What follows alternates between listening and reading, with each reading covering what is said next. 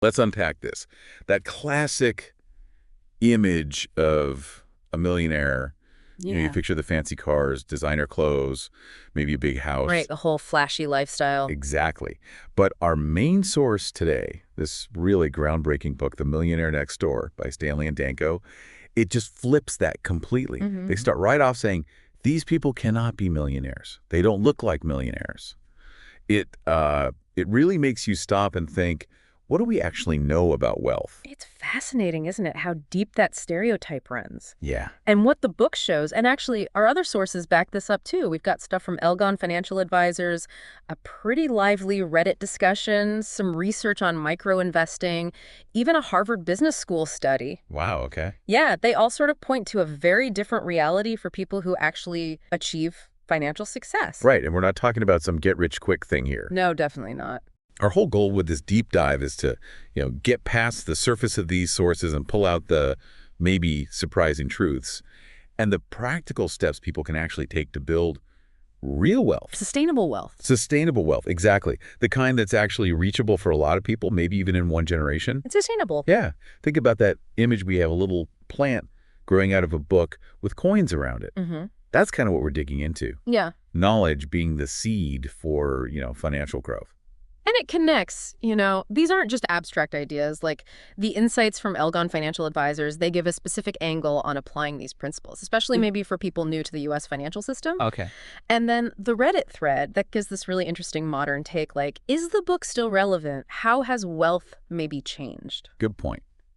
So let's dive in. What's one of the first big things that jumps out from The Millionaire Next Door? Well, the thing that hits you right away is how hard the book pushes back against that idea that looking wealthy means you are wealthy. Right, the appearances. Yeah.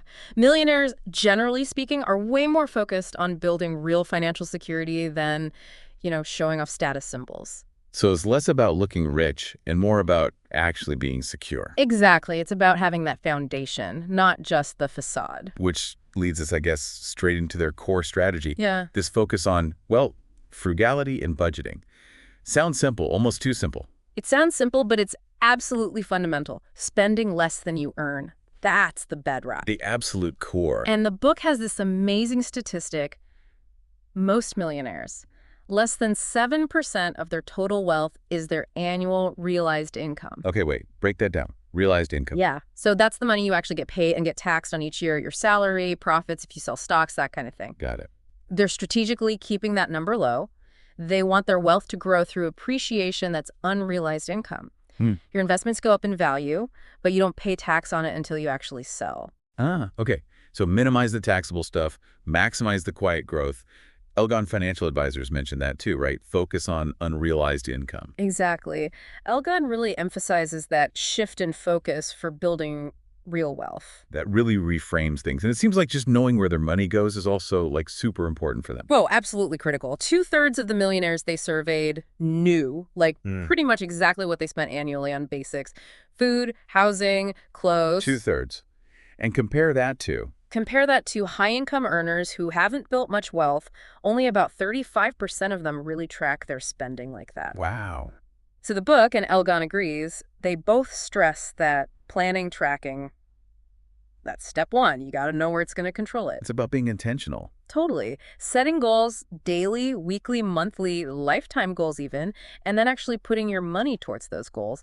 That makes them way less likely to fall into debt, as Elgon also points out. Okay, let's talk cars. Because this is another area where the stereotype just completely clashes with the book's findings. Yeah, the car thing is fascinating. So many of the millionaires they studied drive older cars, used cars. Not the brand new luxury models, then. Not usually. For them, a car is mostly just transportation. It gets them from A to B. It's not primarily a status symbol. The book calls them PAWs, prodigious accumulators of wealth. Right, PAWs, good accumulators. Versus UAWs, under-accumulators of wealth, people who might earn a lot but don't build wealth effectively.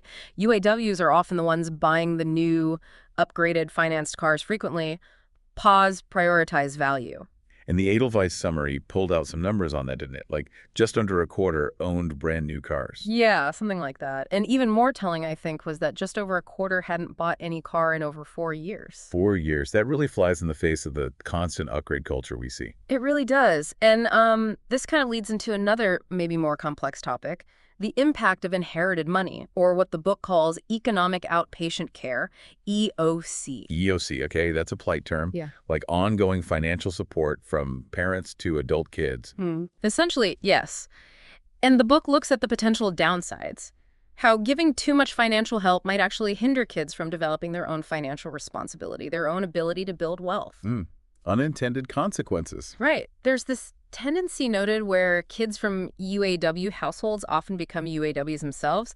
It can become a cycle where wealth actually gets eroded over generations. The Edelweiss summary mentioned that people getting EOC tend to earn less, spend more, rely on credit. And invest less for their own future. Yeah.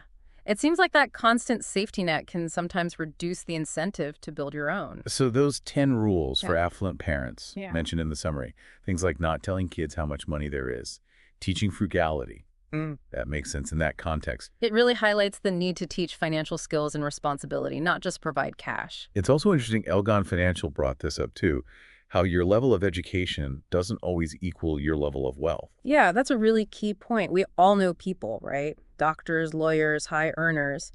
But they might also have huge student loans, big mortgages, high spending habits. So the income is there, but maybe not the wealth accumulation. Exactly. They absolutely can become wealthy, but they have to consciously adopt those paw habits, live below their means, prioritize saving and investing.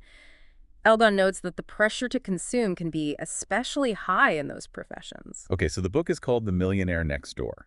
It focuses on that $1 million mark.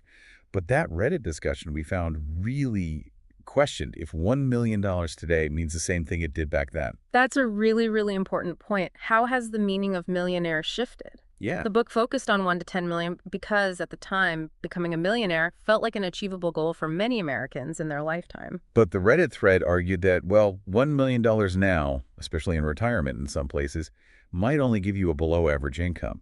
Right. Someone commented that back in '96, when the book came out, maybe $1 million could generate something closer to the median U.S. income through investments. And inflation, of course. Someone crunched the numbers. $1 million from 1996, it's like $1.6 million today. They go back to 1960. A million then is like $8 million now. Whoa. So it seems the term millionaire might now mean more like comfortably retired rather than super rich. Yeah, less about immense luxury, perhaps more about financial independence. Some people on Reddit were even saying maybe decamillionaire, 10 million plus is the new target for that really high-end, worry-free lifestyle today. It just shows how crucial context and inflation are when you're setting financial goals. Yeah. The book's principles on how to build wealth are probably still spot on. Oh, absolutely. The habits, the mindset. But the target number itself, maybe that needs adjusting depending on your own goals in today's world. Definitely something to consider. Okay, speaking of practical steps, let's talk about the psychology of saving. That research on micro-investing had some cool insights. Yeah, it's really neat how these newer platforms use behavioral economics, basically. The power of small wins is a big one. Small wins. Yeah, like instead of facing this huge, scary savings goal, you break it down into tiny, achievable steps. Each little success builds momentum, keeps you motivated.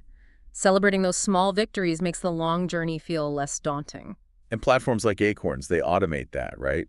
With the roundups and automatic transfer. Exactly. Rounding up your coffee purchase to the nearest dollar, automatically putting aside $5 a week.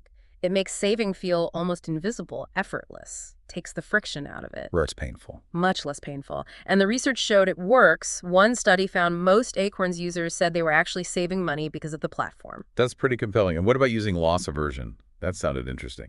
Yeah, that's the idea that we feel the pain of losing something much more strongly than the pleasure of gaining the same amount. So, some platforms might subtly highlight what you stand to lose in the future if you don't save now, like showing missed investment growth.